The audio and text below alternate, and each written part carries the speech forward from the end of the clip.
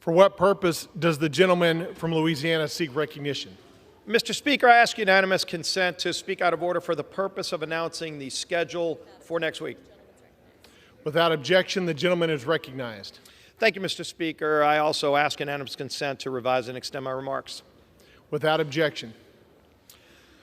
Thank you, Mr. Speaker. The House will meet next Monday at 12 noon for morning hour and 2 p.m. for legislative business. On Tuesday, the House will meet at 10 a.m. for legislative business. At 9 p.m., the House and Senate will assemble for a joint session to receive President Biden's address on the State of the Union. Members should be seated in the House chamber by 8:25 p.m. On Wednesday, the House will meet at 10 a.m. for morning hour and 12 p.m. for legislative business. On Thursday, the House will meet at 9 a.m. for legislative business, and we will be considering several bills under suspension of the rules during the week. The complete list of suspension bills has been posted on the clerk's website. Next week, the House is expected to consider a number of bills under rules.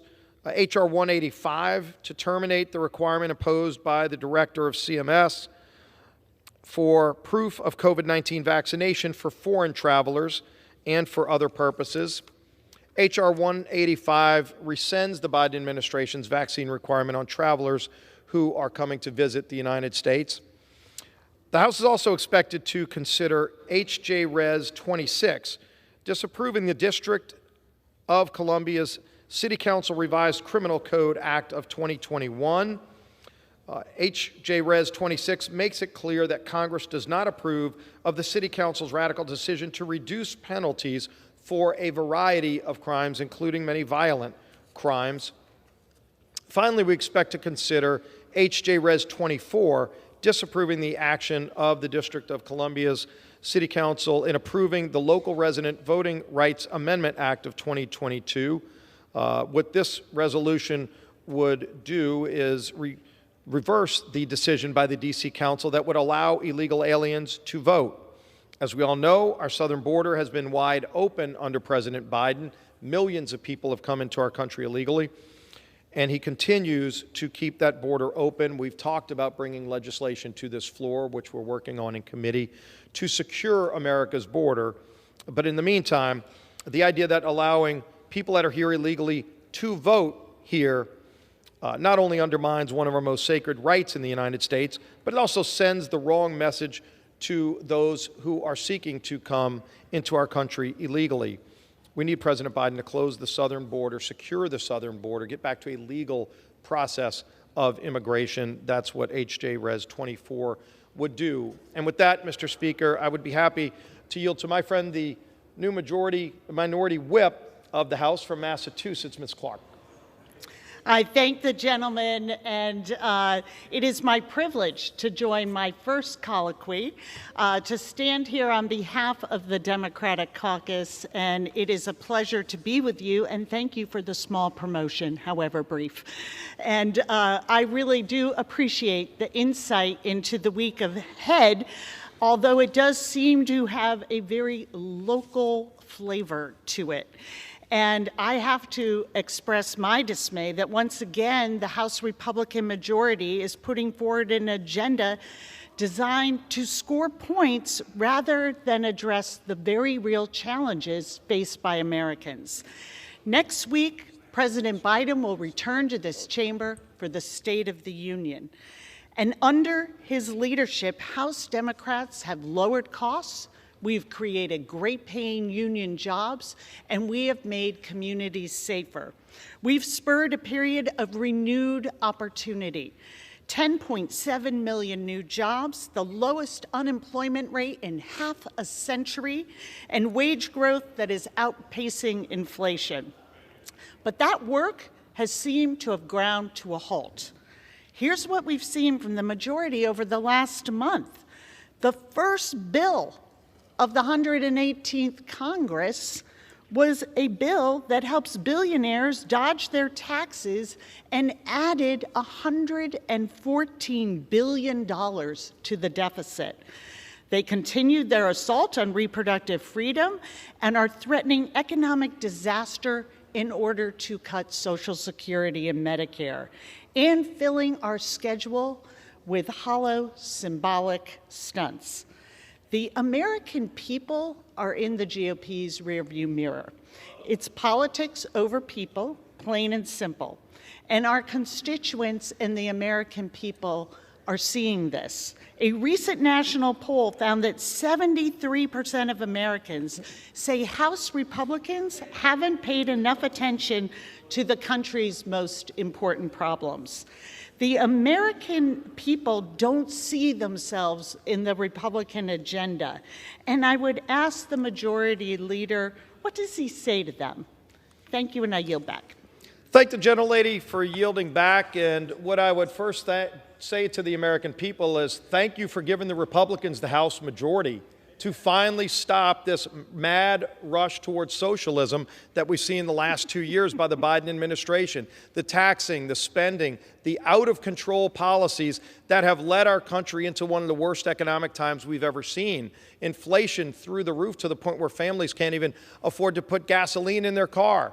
Inflation through the roof to the point where families can't even go to the grocery store and buy all the things that they would want. That's what the American people surely were fed up with. And the good news is, as I thank them for giving the Republicans the majority, which they did in the last election, Republicans have already gone to work delivering for those families. We've actually brought, it's interesting, as the gentlelady talks about scoring points, we've scored a number of points for those American people to the point where we've actually had a number of Democrats vote with us. The bills that were called partisan just 2 weeks ago, we brought a bill to the floor to say, on energy, the Strategic Petroleum Reserve, which is supposed to be America's security blanket in case that there's some major disruption with American energy supply. And I'm not talking about the disruption we've seen from President Biden's attack on American energy, which has been so severe that it's made our country dependent on foreign nations again, which is unconscionable when we can produce our own energy cleaner, better than anybody else in the world. But it said if you're going to raid, Mr. President, that Strategic Petroleum Reserve, you surely can't do it to sell it to China.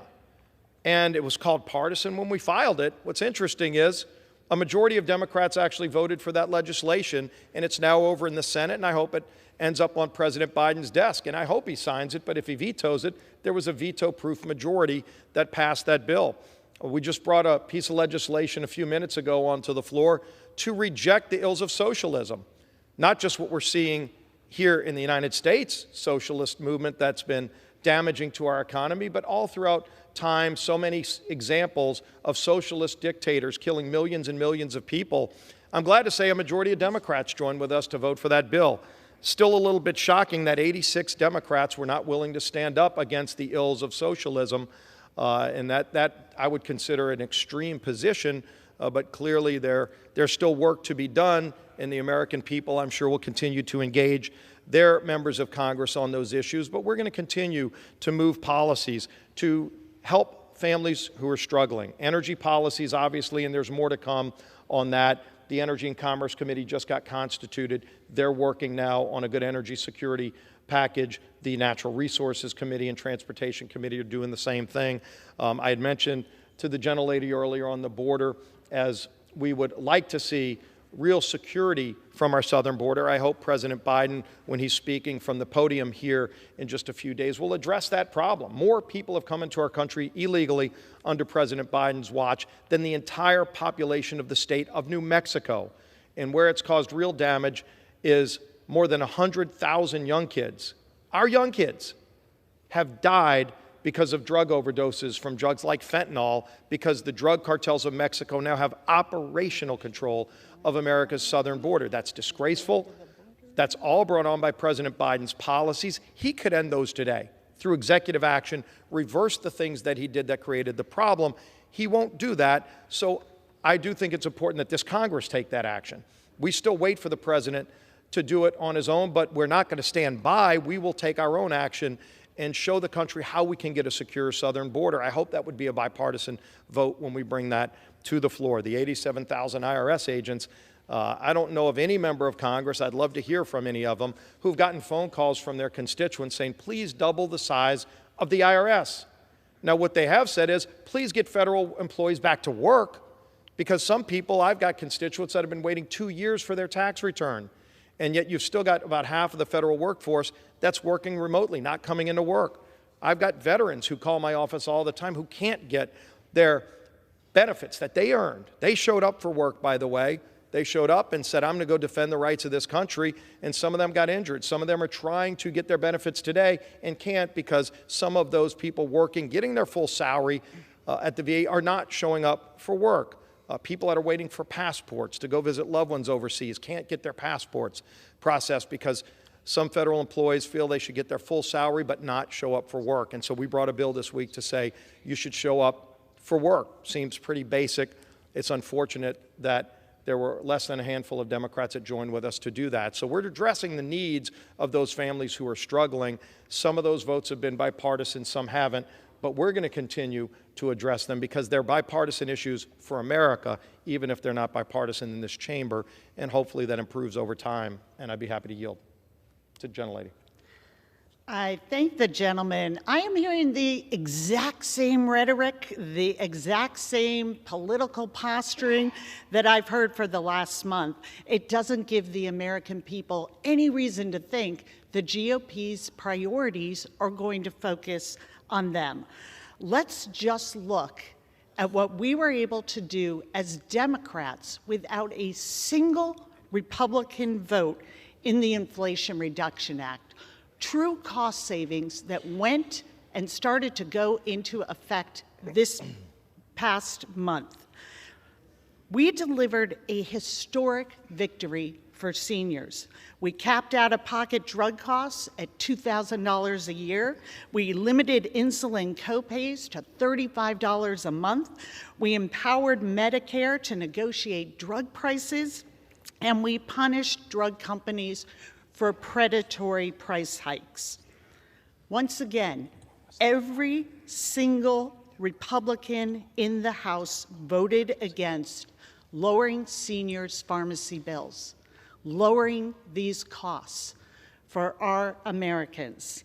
A Republican member even asked, how are we going to undo that when we get into the majority?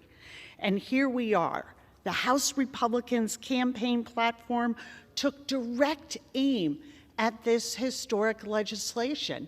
So we can vote on sham bills, we can look at what the DC City Council is doing. That is up to the majority to set that agenda. Our agenda is going to remain on lowering costs for Americans, that the issues they talk around their kitchen tables and worry about are the issues we are going to remain focused on. And I would ask the Majority Leader, will you commit to defending these cost savings, these true victories for our seniors? I yield back. Thank the gentlelady for yielding. And the good news is we not only have already brought some bills to achieve cost savings, we're going to continue to bring bills to achieve cost savings. And one example, the gentlelady referred to a piece of legislation that deals with drug prices, and it was failed to mention that part of what that bill did was limit about 40% of the life-saving drugs to come to market. We're already seeing right now a reduction in R&D and drugs being developed to cure new diseases because many of those countries that have government fixed pricing also don't have many of the life-saving drugs that America has because of that very policy. And so I'm curious to see which life-saving drugs they don't want to have on the market in America anymore. But you can go to Canada, you can go to France and see a long list, unfortunately, of drugs that you can't get in those countries that you can get in America that save lives every day. But that bill also raised taxes to the tune of over $1 trillion on Americans. It raised spending to the tune of over $1 trillion in America. That has increased inflation. The biggest concern I hear from families who want cost savings is stop the mad spending in Washington. That has not only caused them to have to pay more for everything they buy, it's literally taken a paycheck a year, at least 1 month's pay a year out of their pockets because of all the spending we've seen in the last 2 years in Washington. So just stopping the spending, but also trying to get and rein in that. In fact, we brought a bill this week. We could talk about DC, we can talk about other places, but all across America, most Americans are saying, let's get back to our lives. Let's end this COVID emergency. And so we announced last week that we were going to bring a bill during this week to end the COVID emergency. What was interesting was after we took the lead, President Biden himself actually acknowledged that it does need to end. Now, he said he wants to wait until May to do it. And what's interesting about waiting until May is it allows the federal government to continue spending billions and billions of dollars under the guise of COVID on things that have absolutely nothing to do with COVID, like paying people not to work. Millions of people today are able-bodied, fully capable of working, and because of the waiving of things like welfare to work requirements, where people can right now get $25,000, $35,000 a year to sit at home and not work. Well, you know what that does? And we want to reverse that policy. If somebody's capable of working, they should be working. We believe in a social safety net for people. If somebody comes on hard times, that's why you have programs there. We are in America. If you want to stay at home and not work, that's your right. Just don't ask that hardworking taxpayer, the single mom who's working 2 jobs, to pay for you to stay at home.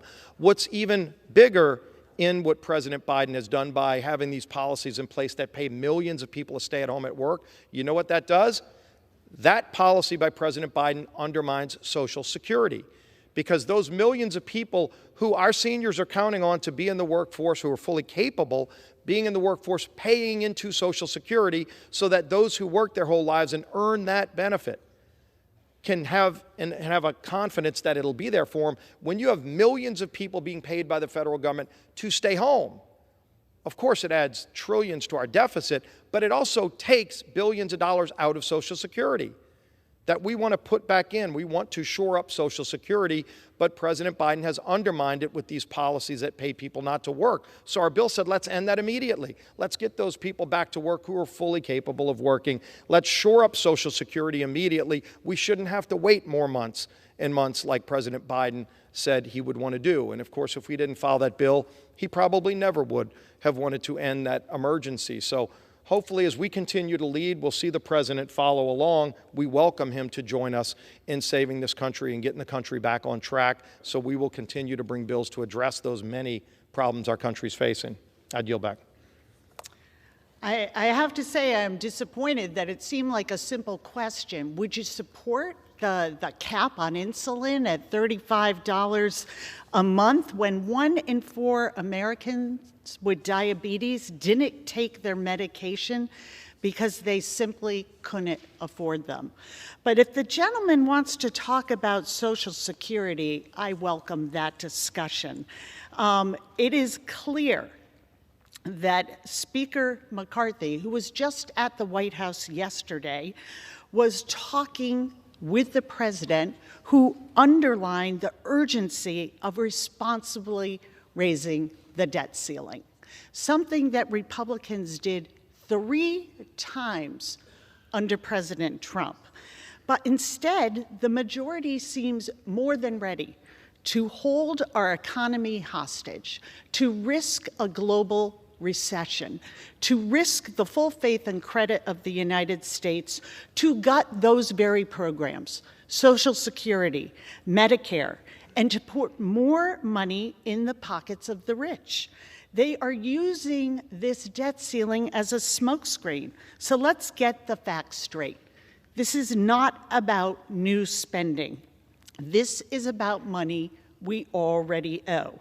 And if we want to go back to a place where Donald Trump really excelled, it was in driving up the deficit.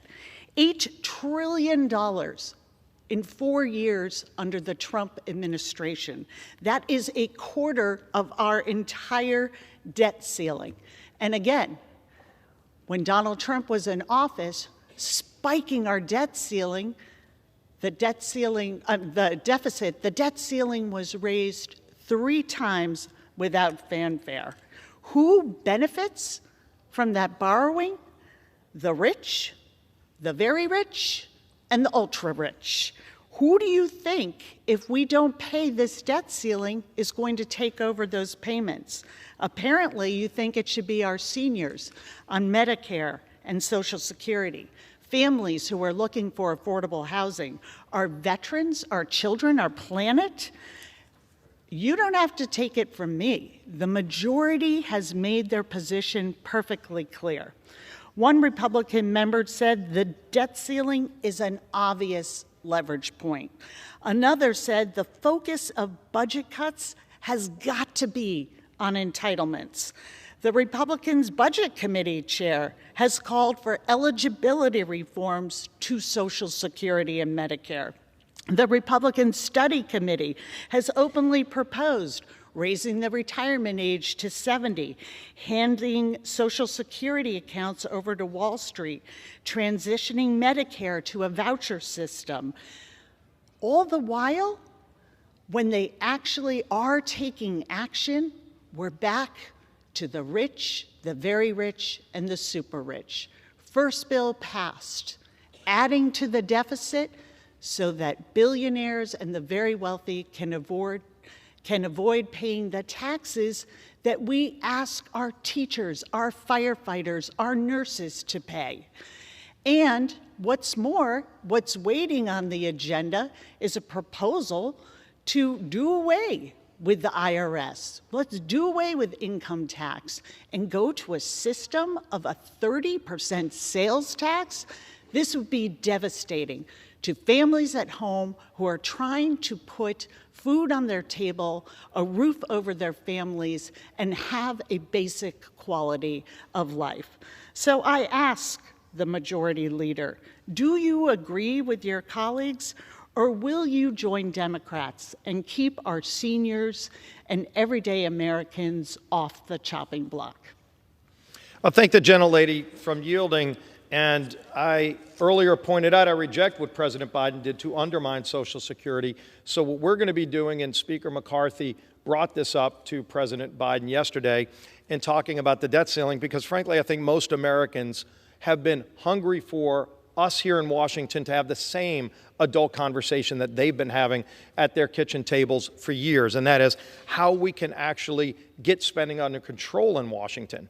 And so we've talked about the problems of paying people not to work. It not only adds to our deficit and debt, it also undermines Social Security. So let's get people back to work who are fully able-bodied. But why don't we talk about the nation's credit card? The debt ceiling is a symptom of Washington's spending problem. And so we are approaching in June, according to Treasury, the end of extraordinary measures where the nation would exceed its debt limit. And what that means for a family is families have credit cards. The credit card has a limit. It's a maximum amount you can spend. Now, many families would not like to spend up to that limit. Some like to pay their credit card off fully at the end of the month. Many don't have that luxury, and so they watch what the maximum is so that they know, okay, if I've got $300 before I hit it, I'm not going to spend $300 because then the card will be declined. Well, if you max out the card, which President Biden has done with his last 2 years, $6 trillion minimum. Those are the conservative estimates. Some estimates go as high as $10 trillion that President Biden has racked up on the nation's credit card. So the $31.3 trillion maximum on the nation's credit card has been hit by President Biden and the Democrat majority spending the last 2 years. Interestingly, when they were doing that spending, they didn't account for raising the cap on spending when they were spending the money. They pushed that off on us. And so now we have to confront this problem that they created. And so the conversation really should be focused on how we stop this from happening, how we stop maxing out the nation's credit card. Because if a family maxed out their credit card, of course they would pay the minimum payment. Of course they would pay the must-dos. Social Security, again, Speaker McCarthy has made it very clear. We are fully committed to supporting Social Security and those promises that have been made. Why is it that President Biden, the first thing he threatens is Social Security? $1 is coming into the federal government. $1.29 is going out. That's the spending problem. If you really want to break it down to raw numbers, for every dollar the federal government takes in, it spends $1.29. Very few families sustain themselves on that kind of trajectory. So what we are saying is, why don't we try to figure out, Republicans and Democrats, and by the way, this shouldn't be a partisan exercise. Both sides should want to say, if $1 coming in, how do we make sure that only $1 goes out? That's not where we are today. So let's have that conversation. It's a responsible conversation to have. But in the meantime, let's make sure we're paying our debts and talking about how we can make reforms so we don't keep maxing out the nation's credit card. That's what this debt ceiling discussion is about, because if we just give the president a blank check, which he asked for, and he's not going to get, nobody should just get a blank check. Give me more money so they can just go spend more money. That's not responsible. Let's figure out how we can stop the federal government from continuing to max out the nation's credit card. No better time to have that discussion than after President Biden has maxed out the nation's credit card. So we'll have that conversation, and I think we can get to an agreement where both sides come together and say this is a problem we need to tackle together. Previous presidents have done that, Republican and Democrat, working with Congresses of the other party. I think we can have that conversation. And again, I think most of America has been saying it's about time Washington finally starts having that conversation, because families have been having that conversation at their kitchen tables for decades and generations. And I'd yield. I thank the majority leader, but I have to disagree. I think the majority is well aware that there is a big difference between our responsibilities around the debt ceiling and spending discussions. And what we have seen be brought together by all the quotes from Republicans laying out that this is their leverage point to cut spending for the basics for the American people. Those are your words, not the words of Democrats or President Biden. And I would completely disagree with this idea that maintaining our full faith and credit for things that we have already agreed on, that is not a blank check. That is not something that benefits President Biden. That is basic fiscal responsibility. And what we have here is a case of hostage taking. The willingness to risk global economic destruction, to put the full faith and credit of the United States in jeopardy, to be able to reduce investments we've made in the American people. What is it you would like to reduce? There is nothing we hear. And when we point out the majority's own words that it is entitlements we're coming after, now we're saying, well, that's not our goal. But let's look at what happened under our last Republican administration.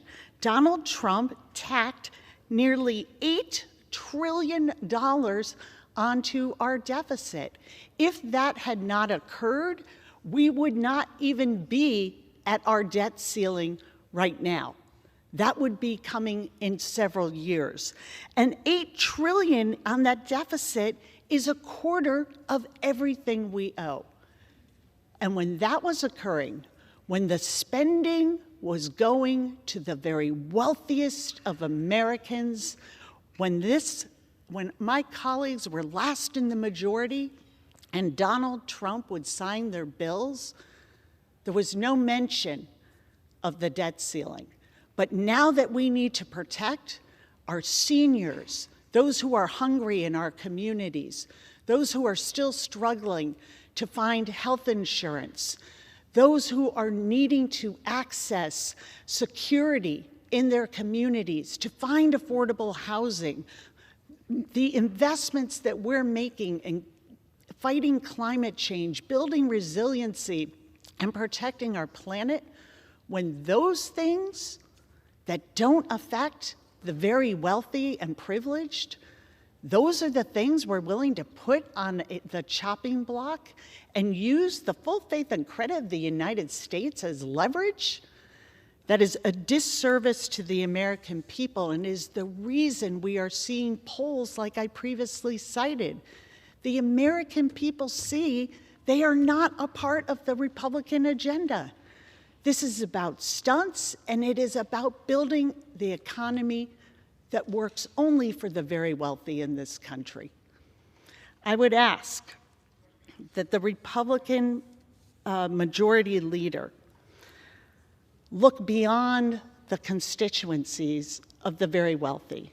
And I hope that you will find in your agenda in the coming weeks room for our seniors, room for our families, room for joining us in putting people over politics, making sure that we are working, continuing the work that we started in rebuilding our infrastructure, making an investment in jobs. We've created over 1 million jobs in the infrastructure bill every single year for the next 10 years. Those projects are going to be rolling out across this country. We've seen it already with the president's trip to Cincinnati to make sure that we are not only rebuilding our roads and bridges and investing in the American people, but expanding broadband, creating great paying jobs, creating opportunity to help the American people. Sham bills, using our full faith and credit, using the debt ceiling to continue to rig the system for the very wealthiest Americans, that's not what we're about. And I hope that we are going to begin to see an agenda from the GOP that has a glimmer of the American family reflected in it. Gentlelady, yield on that? I do. Thank you, because I appreciate you bringing up a number of the constituencies that we need to fight to help. Let's start with the people that have been struggling the most, the lower and middle income families. They've been struggling the most in the last 2 years. They thrived like never before during those Trump years that are being decried by the left. And why did we see such growth from lower and middle income families into the middle class, into higher income categories? Because we actually cut taxes so that we could be competitive as a nation again and create millions of jobs. We actually created millions of jobs by cutting taxes and making our country competitive, and not keeping money in Washington, but actually freeing up power so that people could control their own destiny again. And those people did take control of their own destiny. Again, we were losing our middle class during the Obama years. We were seeing great American companies leave America. You could get the list of them, and it's a long list, unfortunately. And we said, let's reverse that. Let's fight for those forgotten men and women. The millionaires and billionaires have their attorneys and their accountants and all the folks on the left who took care of those millionaires and billionaires. How about we start fighting for those people that had been left behind, because they were being left behind? And so we said, let's make a tax code that's competitive for them. And if you go back and look, and the good news is there's real data now. You don't have to wonder about it. You know, you can throw away the talking points about the rich that are always thrown out there. The income groups that benefited the most from those tax cuts were the lower and middle income groups. And millions of people became part of the middle class who were left behind. Those are the facts. The data is out there.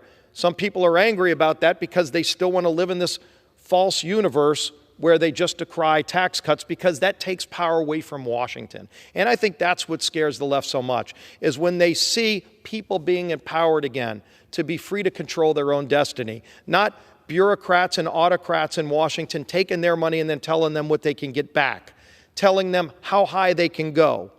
How about you break the ceilings and just let people go out and succeed and give them the tools to do it?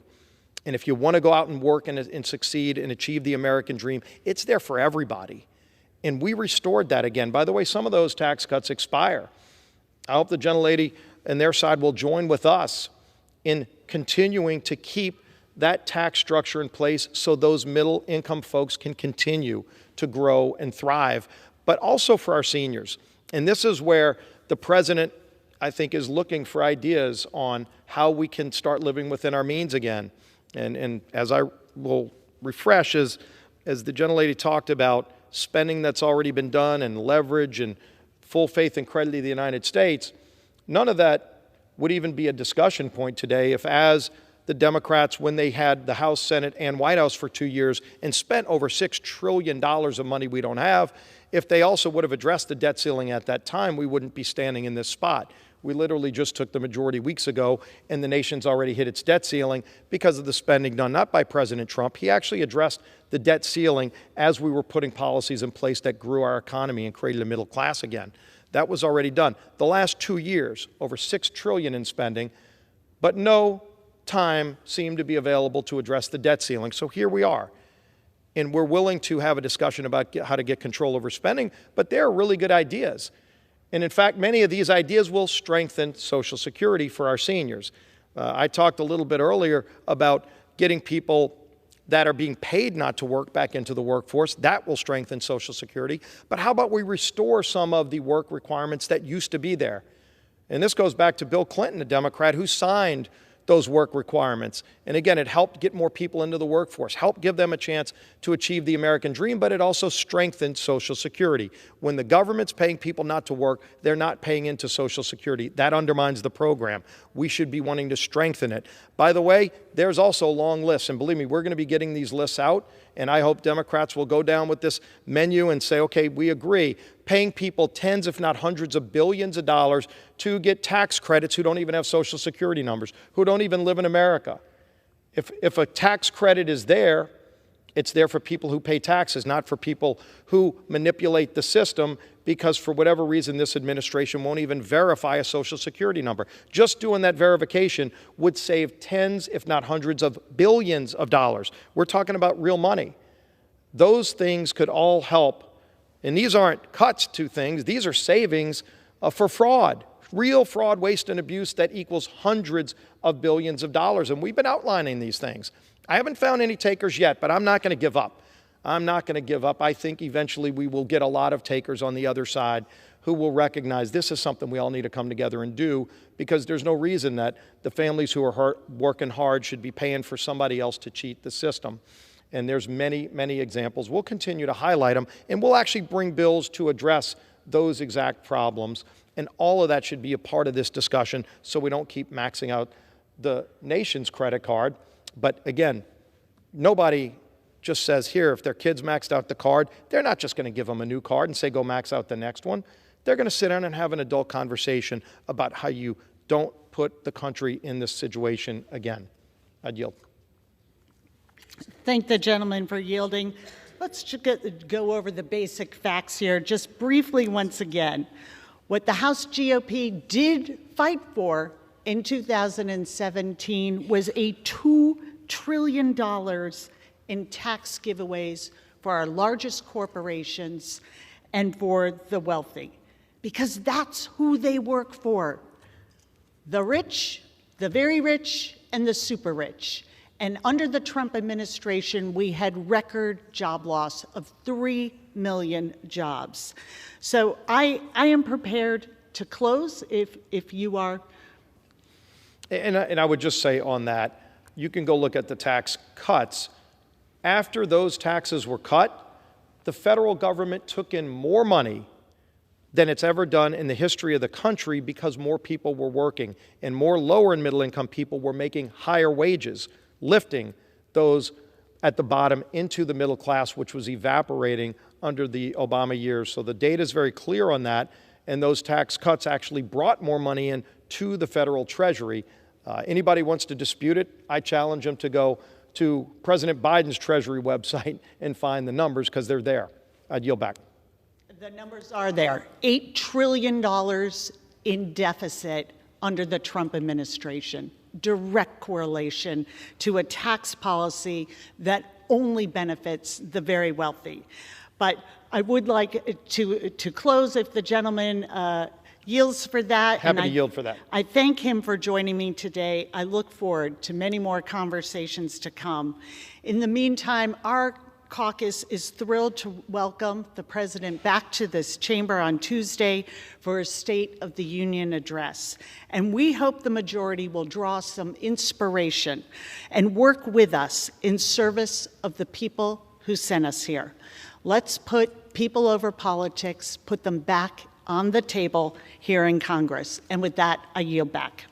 I thank the gentlelady for yielding, and enjoyed our first of many of these colloquies. And as we look towards hearing from the President, which we welcome together into this chamber, I look forward to working with the President to address these problems our country's facing so we can get the country back on track and then focus on the challenges ahead. There will be many more conversations we will have. And with that, Mr. Speaker, I yield back the balance of my time.